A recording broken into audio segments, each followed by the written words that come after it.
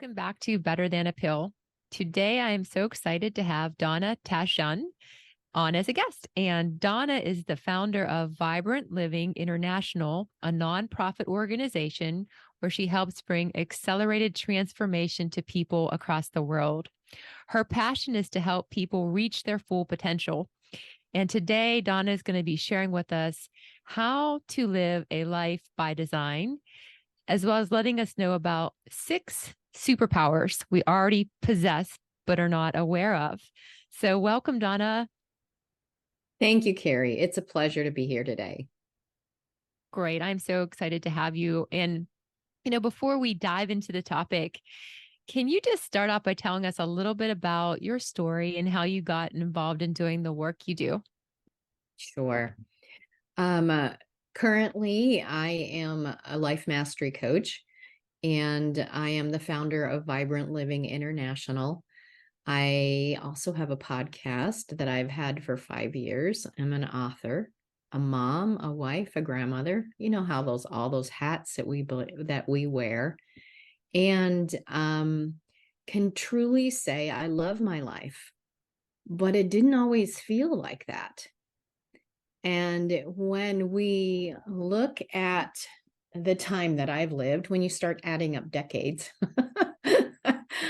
you start looking back and reflecting over your life and noticing how much your life has changed when you have learned how to create a life by design. And so, where I began in my journey is I was a mother at 15. My forecast for my future was not bright. Uh, and it felt like all of my dreams had come crashing down. No one anticipates that kind of thing. It wasn't by choice that it occurred. And so I found myself very insecure already from other things in my life, as well as really fearful for the future and what that would look like. So I did raise my daughter. We have an amazing relationship, and I have other children, but learning to be able to figure out how to rise above those labels that get put on us, no matter what our past was, no matter what we grew up in, we all have them. Something we say we're not good at, or we can't do, or we're not smart enough, or something enough. And so all of that was where I share that where I am today comparatively to show, I mean, where I could have ended up was not a pretty picture. Was not anyone who has an international ministry helping people around the world. I did not foresee that in my future. I did know at a very young age that I was going to help people. What that looked like, that's all I knew. When somebody said, "What do you want to be when you grow up?" I'm going to help people. I didn't know exactly how that would look and how that would come about. I began in nonprofit organizations, mentoring people. And that was a volunteer basis, but I have been doing mentoring, and we would have called it coaching, for over 25 years. But Vibrant Living didn't start till 10 years ago, almost 11 now. And it's when I said, "What do you actually want to be now that you're all grown up? What do you love? What's your sweet spot? And how do you do that?" And so the things that I have learned in the last 10 years has brought me to where I am today on how to say yes to your dreams, how to say yes to what your desires, and then how to get them when you've had most of your life feeling like you're disappointed. How do you believe? How do you make that type of transition when there's been so many disappointments? I don't want to get my hopes up, right? And so that is a little bit about how I got here. Wow. Thank you, Donna. That's great. Thank you for sharing that. And tell us a little bit what you mean when you say life by design. Well, I always felt like, and you can see why, but I always felt like life was happening to me, and that there are just stuff that's out of our control. And sometimes in my situation at 15, it was. But when we feel like we don't have control, that we don't have any choice, we're just trying to figure out how to survive, then it is filled with a lot of fear and uncertainty. Wouldn't you agree? Oh yeah, like 100%. And so when I realize that I am a co-creator of my life, that I am actually helping to write the story of my life. I recently did a live broadcast and I called it The Dreams That We Have and how we're writing our own story. So if yours, Carrie, your story was a movie, what genre would it be? Would it be a tragedy? Would it be like a Rocky movie, over the underdog overcoming? A drama with lots of drama involved? What kind of story do we want to write? Mm.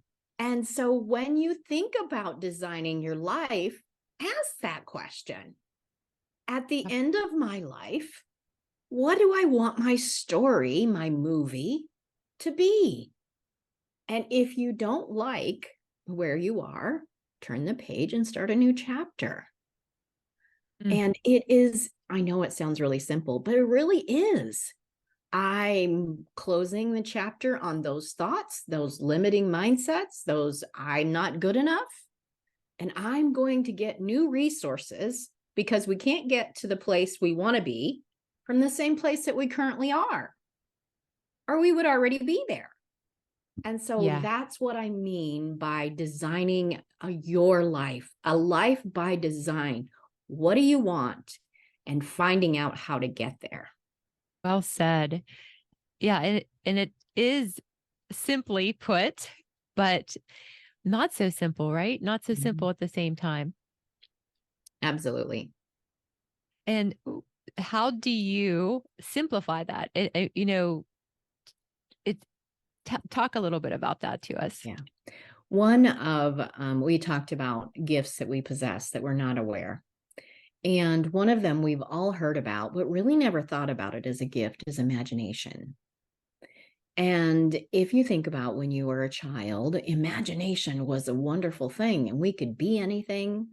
And you pretend this, and I'll pretend this, and then pretend this happened, and you feel it, and you're in it, and you're being it. And then we start to get into school, and they're, quit daydreaming, and it just begins to be not cool anymore. And we stop really using our imagination because it's creative for what it was created for, what it was given to us for. You want to know a secret? What we really use our imagination for as adults? We use it to terrorize ourselves. We use it to picture all of the things that could go wrong. And we feel it, and we are in it. You only have to have a child that was supposed to be home at a certain time, or someone you love and they weren't. And you know what I'm talking about. They're in a ditch, they're bleeding, all the things. And most of the time we use our imagination to picture what could go wrong. Mm-hmm. Mm-hmm. Instead of what it was for was to help you create what you would love. And so that is an example of just learning to shift some of those things to be able to use them for what they were created for, what God gave them to us for, as opposed to using them. It's using things when we use them incorrectly, the way they weren't designed to be used, we make life harder than it has to be. And nobody taught us this. We don't realize this. And so as I begin to uncover these 6 gifts and other laws that are in place, because everything was first created from a thought before it became a thing. The chair you're sitting in, someone thought it up. The Right. table we're sitting at, our computers, somebody thought it up. And somebody was told they were crazy about the technology that we're using. I was doing some research of the guy in the 1800s who said that he could transport stuff through the ether, was what they said, through the air. They tried to commit him to an insane asylum. Mm. And it was the first radio waves and telegraphs that were done. And so people believed, so, all of the things that we're talking about that we're using was a thought. And some people were told, you're ridiculous. That's not possible. And said, who thought we would hold a computer in our hand? All of that. So that is what I'm talking about when I'm saying using these gifts the way they weren't designed, it ends up causing us more pain. Right. And so for those people listening today that really like the idea of, okay, yeah, I want to have a life by design. And so I know we've talked before, there are what you believe are 6 superpowers that Mhm. are involved in this, and imagination is one of them, right? Mhm. Okay. So what are the other 5? Well, I can't fully describe the details of them all, but I will touch on them all. The other one is intuition. Mm. And every one of us listening to this have had some kind of gut feeling and didn't listen, and we were sorry. Most of us at least have had that kind of feeling. So learning how to utilize your intuition the way it was designed. One of the ways I describe it is there's a few of us that are old enough to remember computers prior to the internet, and they had floppy disk, and whatever we installed on them was all they could access. They couldn't access unlimited. It was whatever was put in them. And that's the way our brains are, if you will, without using our intuition. It's whatever experiences we've had, whatever somebody's told us, whatever we've been taught, whatever we've read, whatever has been put in is all we're accessing. But when you begin to use your intuition the way it was designed, it's like your computer hooked to the internet. You can find out anything. You only have to ask the right questions. Most of the times we ask, how do I not fail? How do I not get hurt? But it doesn't really work that way. It asks always things that, how can I find true love? How can I have healthy relationships? How can I get healthier? How can I do things and begin to use intuition like Google, except it has a farther reach than Google, and learn how, through practice, to combine imagination and intuition. And it's just anything is possible. So those are 2. What are your thoughts about that? Well, I like them, of course. I think we all have that intuition in us. And, if somebody's having trouble accessing that, right?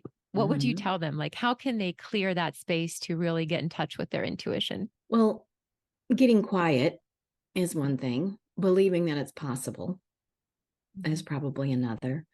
And simply asking the question. And it's not that you always perceive something immediately, but learning that the answers will show up. Have you ever, well, we have now with online, you research, a new pair of shoes, and all of a sudden shoes show up in all your feeds. The intuition's kind of like that. Yeah. You ask a question and then you start to find answers in different places than you might have perceived. And so it's just beginning to use it and to believe Yeah. it's possible is the way to begin. Yeah. And I would agree. I think that sometimes people will say, and I know myself, like I can hear those voices, right? But sometimes we want to ignore those voices or we don't like what they're telling us, right? And so Mhm. so we have to revisit it. And I think sometimes it's about timing as well, Yes, and I do, absolutely. when you said about imagination, I really like what you said about how we have shifted from our childlike imagination and dreaming in the positive to the negative forecast and letting those things Mhm. set in. And yeah, how true is that? You Yep, know? absolutely. All right, the next one, we've covered 2. The next one is will. And I am not talking about willpower. Willpower is like trying to hold a beach ball in a swimming pool under the water.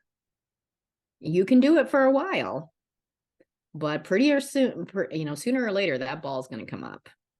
And to me, I liken this to perhaps dieting in some extreme way. You can do it for a little while, but it isn't maintainable to be able to be healthy. So what I'm talking about is holding on to what you dream, what you would desire, and not letting it go, but holding on with open hands on how it's going to arrive. Mm-hmm. And so I'm not trying to force anything. Will is being persistent, but not determining how it necessarily will arrive. So there's an ease to it. I think you can hear it in my voice. There is a gentleness to it. And when that's the other thing about intuition, that particular voice, if you hear that's inside, is always kind. It's always encouraging. It's always edifying. It's never demeaning.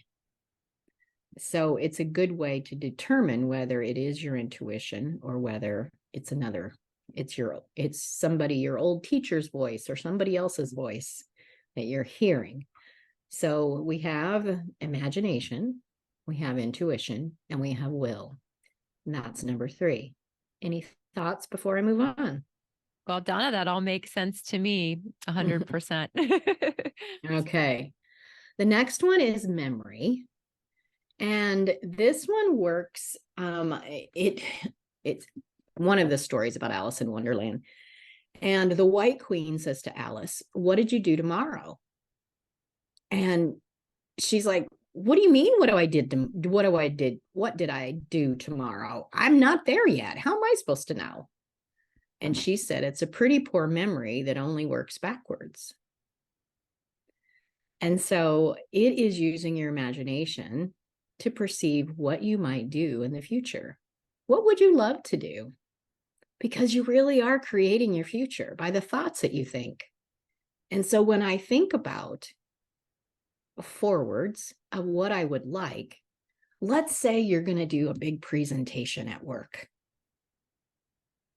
And most of us spend time going, "I don't want to mess up here, and I have to make sure I say that, and I don't want to put my hands in my pockets too much, and I don't want to say too much." And all of the things that we don't want, and we spend time imagining ourselves trying not to do those things. Instead of using our imagination, picturing us nailing it. And so using your memory forward is using your imagination in a way, but it's more pointed. It's specifically about your future and what you would like to have. You do that on a regular basis and your life will change. Yeah, that makes sense. There's a lot of overlap there with how we're thinking. Yeah, imagine. Yeah, that I hear you. All right. And the next one is reason. And reason is, Henry Ford said, one of the hardest things people do is actually think and reason. Most of us just rehash what we already think should be or been told should be than actually thinking creatively. And so using reason is a way to be able to expand what you're thinking and how you're thinking. That it is possible. I just haven't thought of the way yet. As opposed to, struggle and stress and my face is all scrunched up and it's like I'm trying to figure this out. And when we're doing that, we're just rehashing the old thoughts that we've had, the old ways that we tried to solve it, that it didn't work, whatever it is. And so it's expanding your thinking so that you can use it, reason in the proper way. One example I use is one president was known to say, "It isn't prudent to put a man on the moon." And I would have to agree, wouldn't you? It didn't seem prudent to put a man on the moon. That does not seem like a wise thing to do. But JFK said, "We will put a man on the moon and bring them safely back before the end of the decade." That doesn't seem like prudent thinking. but it was reasoning that he was using his imagination, intuition, holding on to the will. I don't know how this is going to happen. And using reason to be able to say that this is possible and thinking about how that could happen. So that's number 5. Number 6 is perception. And perception has more to do with how we see ourselves than anything else. And learning to perceive yourself right and in a correct way. Most of us have seen the image of 2 animals looking in the mirror. One is a little dog or a cat, they have both, and one is a big. And the reflection of what they see, the little cat sees a lion in the mirror, and the big cat sees a little kitty cat. And so it's how we perceive ourselves that has more to do with what we can believe for, what we can believe is possible. And so when all of these gifts work in harmony together, and I teach on how to do that, but when they all work in harmony together, everything changes and your life by design becomes much easier. Yeah, thank you. So tell us a little bit about how you integrate all these superpowers when you're working with somebody. Are there stages? How long is the process? Give us an idea of how that works for people that may be interested. I work with people as long as they want to work and have support for that, because each individual is an individual story, to be able to learn these gifts and where they are in their life and how to apply it to their life. So that is variety, varies between different people. As far as how long, this is something you learn and it's a lifetime. You just continue. There is so much negative in the world that learning to do this has to be intentional. For example, when we plant a flower garden or a vegetable garden, and we nurture those little plants and pay attention to them and give them all the right ingredients, the sun and the water and the fertilizer, we don't plant weeds, but they still show up.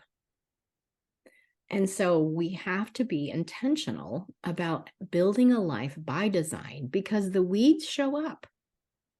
And learning to be they just do. We just live in that kind of world. So we are surrounded by that kind of environment. So learning to do it intentional so that it becomes second nature is what our goals are. Right. And this is what you're living, and this is what vibrant living is to you, your life by design. Yeah. Yeah. And your life by design includes vibrant living. Tell us a little bit about you now, the final. I'm just having a ball being able to assist especially heart-centered visionaries, those people who really do want to make an impact and leave a legacy in the world, and helping them to achieve their dreams. So I'm helping those that are helping others. And so that the ripple effect is incredible to watch what happens when we begin to live the way that God designed us in harmony with Him. It changes everything. Life gets easier.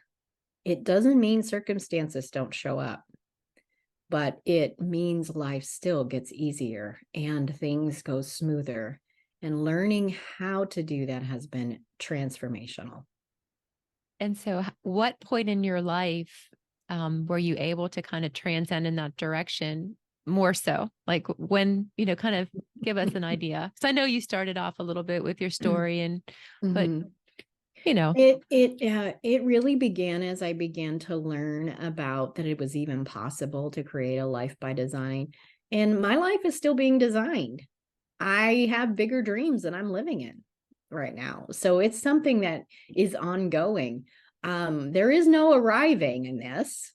If you're constantly growing and dreaming, there's always more. There's always bigger. And to me, more and bigger, when I use those words, it involves people, more hugs, more Mhm. people being loved, more relationships. That's what more means. And in the process, there is more abundance as well. Mhm. But that is my focus, is helping people to be their best selves, that more is possible and it doesn't have to be hard. We don't have to sacrifice our families or our health to achieve our dreams, to achieve what our purpose is. You are happier when you know you're doing what you love. And when I'm happier, it changes everything around me. So to say, when did this happen? It's continued to happen since Vibrant Living began. And I really got my first coach. I'd always been helping other people, but I had never invested in myself. I'd had a lot of mentors that were not investments, I'll put it that way. There was no financial investment. But when I invested in myself, I got a new caliber of coaching, a new caliber of growth that I had never had before. And Mm. so doing that changes everything. There's Yeah. tons of information online. You could probably find some of this stuff online, but having someone help you curate it so that you can apply it to you is priceless. Yeah. That's great. And Vibrant Living's been around now for some time. Yeah. Yes. Excellent. Well, thank you so much, Donna. This has been great. And, for those of you that want to learn more about Donna's work, I have included the link to her website in this episode. And remember, we do new episodes every week on Wednesday, and I look forward to having you join me then.